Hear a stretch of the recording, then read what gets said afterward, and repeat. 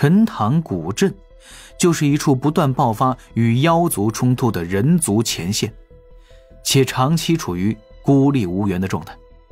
自大禹帝君归隐火云洞，天下共主之位传递不过1000年，皇权失却，南州陷入了长达数万年的混乱局势。道门兴起，仙门势力开始崛起，人族数量疯狂增长，无修行资质的凡人渐多，俗世渐渐不适合炼气士修炼，故渐渐的有了仙凡之分。但中神州与凡俗的关系依然是千丝万缕。仙宗大多数的弟子都来自于凡俗，凡俗之才虽对于大仙门来说只是锦上添花，但许多中等规模的仙门对这笔财颇为看重，这就导致了凡俗如今的这些势力，方国部落背后都有仙门的影子，势力倾轧，往往也有仙门博弈。李长寿所谓的仙凡分离，就是切断这个关联，且已付诸行动。孔宣大姐头此刻在南州护持的部落商，就是改变这般乱象的重要棋子。因三泽仙气的存在，待商一统南州俗世繁华地带，就可以将仙凡分离之事促成大办。可是凡事都存在两面性，仙门与凡俗方国部落暗通款曲，借此剥削凡人。与此同时，这些仙门也在护卫凡俗，让凡俗大部分凡人免遭妖族威胁。李长寿不得不考虑这般问题。待仙凡分离后，仙门在凡俗影响力降低，人族炼气士如何才能够更好地守护人族俗世？就如白泽所说，妖是杀不尽的，万灵吸纳日月精华修行，化形就会为妖，总有恶妖会害凡人。这里就凸显出了陈塘古镇的重要性。陈塘古镇地处偏僻，面对的妖族势力也不算多强，无法引起人族高手的重视。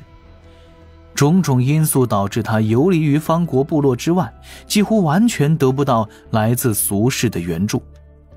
但他们依靠自身以及小部分人族炼气士的支援，依然抵御妖族侵袭数千年之久。李靖来渡仙门拜师，其实是陈塘古镇有资质能修仙的年轻弟子都要走的一条路径。他们背井离乡，盼着早日学成仙法，回镇子上斩妖除魔。李长寿在调查李靖跟脚的过程当中，发现了陈塘古镇的状况，想在这里找到仙凡分离后如何守护俗世的答案或者启发，故就有了这一次灵娥的历练。水潭旁，李长寿对着驾云飞行的灵娥略微出神。侧旁，白泽在那儿又是掐指推算，又是仔细斟酌，最后还是决定杠一句：水神这般，未免是将人族的地位放得略高了些。李长寿抬眼看去，刚要开口辩论，黑池峰上突然飘来了一朵小小的灰云。这灰云来得突兀，此前毫无征兆，直接凝于黑池峰大阵之内，顷刻就飘到了水潭的上空。正当李长寿心底回想起被天罚支配的恐惧，道躯肌肉记忆再次被唤醒，元神闪烁出璀璨光亮。这灰云径直劈出了一道拇指粗细的闪电，砸在了白泽头顶。闪电过后，灰云之中又有一缕金光洒落，钻入了李长寿的道躯。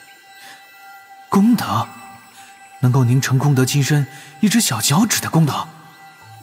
李长寿精神大振，内视自身，又抬头看向一旁的白泽，顿时笑出声来。白泽此刻长发披散，额头焦黑，头顶窜出了一缕黑烟，满脸悲愤地看着天空。这也太不讲道理，贫道只是言说一句。哎，白先生，慎言慎言。李长寿连忙阻止白泽的吐槽，抬头对着即将消散的灰云做了一个道揖，朗声道：弟子以明天道之意，定会为玉帝陛下早日进言，造福苍生，维护天地安稳。再抬头，灰云已经是消失得无影无踪了。李长寿不由笑眯了眼，负手而立，看着一旁悲愤莫名的白泽。白先生，这一次辩论可是我赢了。白泽转过身去，对着水潭悠悠一叹：哎呀，贫道白得个瑞兽的名头，一代新人换旧人。李长寿笑而不语，道心中有关此事的疑虑烟消云散。能给灵娥也捞一点功德就好了。沉吟一声，李长寿收敛笑意，在湖边陷入了思索。又3个时辰后，灵娥已经是抵达了那古镇的附近，刚好看到了一处人族兵卫与妖族小规模械斗的情形，暗中出手放了一点毒。灵娥很快就发现躲藏在后方的几头真仙境妖族高手。当然了，在此地啊，这真仙境已经算是高手之列了。灵娥仔细想了想，并未着急出手，而是派出指道人开始暗中调查此地妖族势力。又看到镇子之中有不少伤兵，他便以云游四海的人教炼气士身份进入了古镇，主动帮这些伤兵医治。在陈塘古镇的试炼难度其实是较低的，灵娥应对起来也是颇为容易。看着水潭所显，灵娥忙前忙后的情形，李长寿不由欣慰的一笑，又想起了自己在玉符中藏着的2条后续任务。试炼任务2，前往东海某处岛屿，拯救同门有秦玄雅。试炼任务3，按地图所示，前往武庄观，将这枚玉符亲手交给武庄观的主人。灵娥好不容易下山一次，自然是要好好折腾一番。灵娥好不容易下山一次，自然是要让她得到足够的历练，更好的成长。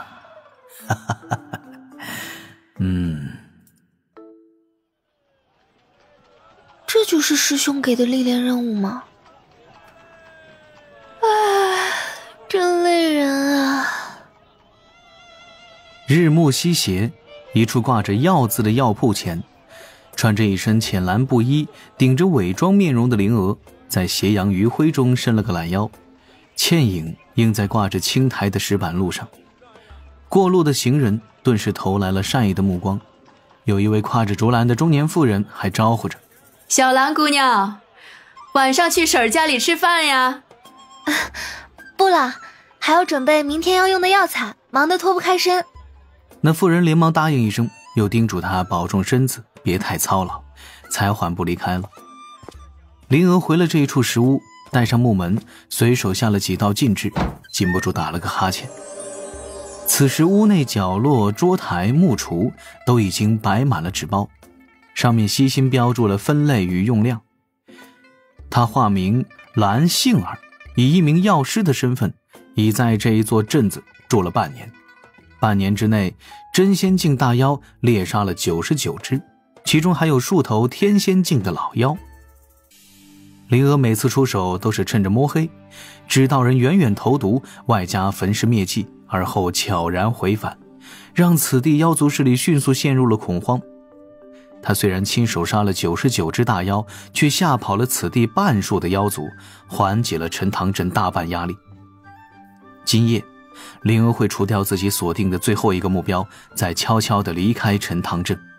为了避免自己离开时会出现被夹道欢送的尴尬情形，灵娥选择不告而别。她本来就是做了一些力所能及之事，还是被师兄派过来的，没什么值得感谢。来陈塘镇之前，灵娥早已经预料到此地应该缺少一些伤药，故在防镇之中收购了大批凡人能用的丹药，不到1个月就已经消耗干净。灵娥立刻又去防镇补货，但她想到自己在陈塘镇不会久留，能帮得了一时，却帮不了一世。考虑了几日之后，灵娥总算是找到了一条明路。她凭指道人之法，在凡俗和防镇搜集了不少药材药方，将这些药方留给了陈塘镇。今日午后，灵娥又将敖乙给的那一批灵石拿出一些，托付给了陈塘镇上信得过的几位长者。之所以未将灵石全部留在此地，是怕这一批灵石为陈塘镇招来灾祸。灵娥考虑此事时，已经是尽其所能的周全了。要走了呀。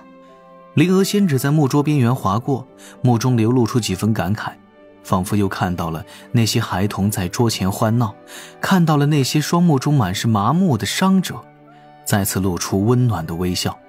他也看到了与妖兽生死搏杀的凡人兵卫，看到了那些放下锄头拿起长枪的柔弱妇人。修仙讲究资质，并非谁人都可，所以灵娥在护卫此地的壮年男女眼中读到了他们对于力量的渴望。仙石朝西南方向探查数百里，那里有一座大城，其内凡人安居乐业，权贵醉生梦死，与陈塘镇对比颇为鲜明。灵娥也问过此地的长者，为何陈塘镇的凡人不舍弃此地，退去内陆？长者答曰：祖训如此，若我们退，妖就会向前追，那样死的人会更多，更多妖会闻讯而来，凡人跑得过那些妖兽吗？肯定跑不过，那就糟了。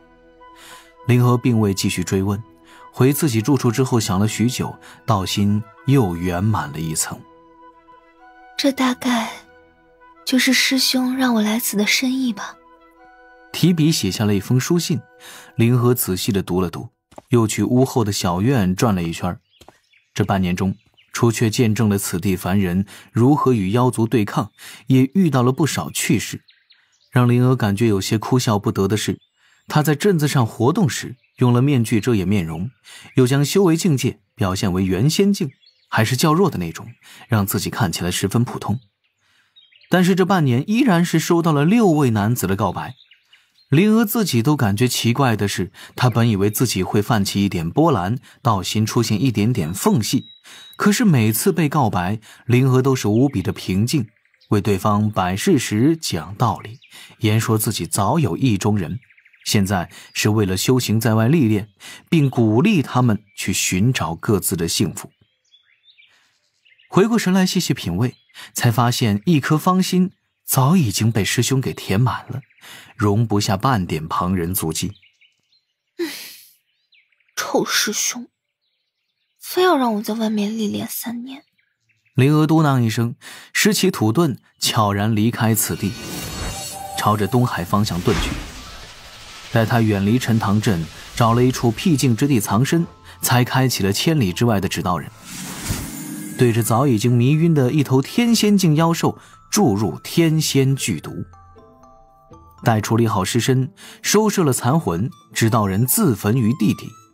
灵娥拿出了师兄给的那一枚玉符，轻轻吸了一口气。不要是耗时间的任务，不要是耗时间的任务，不要是耗时间的任务。心底默念3声，灵娥双眼睁开一条缝隙，朝着其内看去。怎么没变化？灵娥头一歪，难道自己杀的大妖中有滥竽充数之辈吗？还是需要自己本体去杀100只真仙境大妖？呀，可是贸然用本体未免有些不太稳妥呀。侧旁突然传来了少许动静，灵娥嗖的一声遁入了大地中，一溜烟的遁出去了数百丈远，但他很快就停下了身形，先是打量自己刚才所站之处立着的身影。师兄？是我。李长寿大人答着。我不信，你怎么证明？某人一日沐浴的记录是12次，13岁那年被蛇咬了脚踝，哭了3个时辰，17岁就学会了在内筋中缝一些柔软的布。师兄！灵娥脆生生地喊着，自大地之中飘出，背着小手跳了回来，嘻嘻笑着。完成任务，我可以回山了吗？这才是第一个任务。李长寿将他手中的玉符拽了过来，抹去其中的那行字，显露出第2行小字，并改写了部分内容。灵娥禁不住低头扶额。竟然是直接写进去的。李长寿将玉符塞回灵娥的掌心。本想把你打晕再写第2条，看你这次表现不错，出色的完成了第1阶段的试炼，就省了这个环节。怎么样，半年来收获如何？灵娥抿嘴轻笑，取下脸上的面具，改掉伪装的妆容，背着手在李长寿的身周转了2圈，嘻嘻的笑个不停，眼睛都快笑出花来了。哼，师兄，有6个人想招我结成道侣，6个哟。李长寿手指微弹，精准地命中了灵娥的脑壳，疼得灵娥捂着额头差点哭出来。若是有桥上的，为兄可以去找月老帮你一把，如何？啊！臭师兄，人家玩笑之言嘛。灵娥埋怨着，又小声嘀咕：我还是想陪在师兄身边的，师兄你别赶我走就好了。李长寿温和的一笑，又正色道：第2道试炼有些凶险，切记莫要逞强。你若3道试炼提前完成，不想在外，也可以提前回返山门。什么试炼啊？灵娥低头看向了手中的玉符，看到了那一行小字后不由一惊，连忙抬头，但是眼前已经是空空荡荡，哪里还有李长寿的身影啊？师兄仿佛从未出现过一样，让灵娥错以为这是梦境。再看一眼手中的玉符，灵娥一阵皱眉。沿此图寻到一处岛屿，在不暴露自身行踪的前提下，救出因除妖被困的有情悬崖。有情师姐怎么？灵娥不敢久留，匆匆遁走，闯入东海之中，沿着玉符内的地图赶去那一处荒岛。在灵娥身后不远，指道人军团继续跟随。其实灵娥所不知的是，这半年的试炼之中，妖族之所以无比恐慌，主要是因为此地实力最强的数头金仙境老妖一夜之间就悄然蒸发了。